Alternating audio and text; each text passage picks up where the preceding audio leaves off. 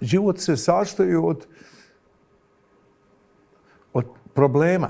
Da, tako je. On se ne sastoji, život se ne sastoji od uspjeha. Tako je.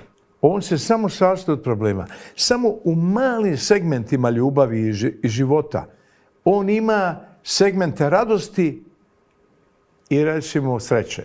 Tako. Znaš, sve ostalo je, ne znam, žena te zove kući, ideš vamo, djeca ovo, ideš na posao. Treba ona.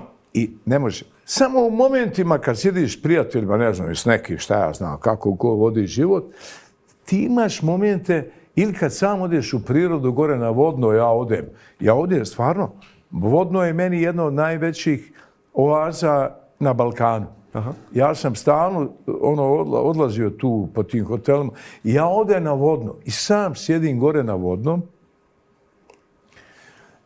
i vratim se, istuširam se, to traje jedno 2 sata, 2,5 sata i meni je super. Znači, čovjek mora sam da nađe sebe. Ne znam, da li na Trebević, da odem u Sarajevu, da odem na Sljeme. Na Sljeme u Zagrebu gdje sam ja živio, ne znam, na Avalu u Beogradu i tako dalje, na kako se zove u Ljubljani, moje... Tivoli, kada?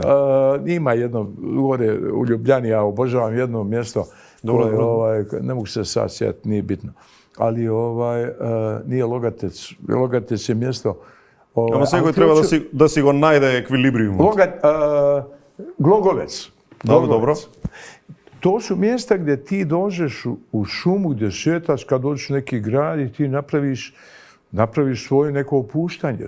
Tako dalje. Tako da čovjek jedino može negdje sam sa sobom da se druži nekad. Pa i тоа треба, му треба на човек и тоа да го направи. Овозможено од Good Nature Energo C, чај за будење на сите ваши сетила.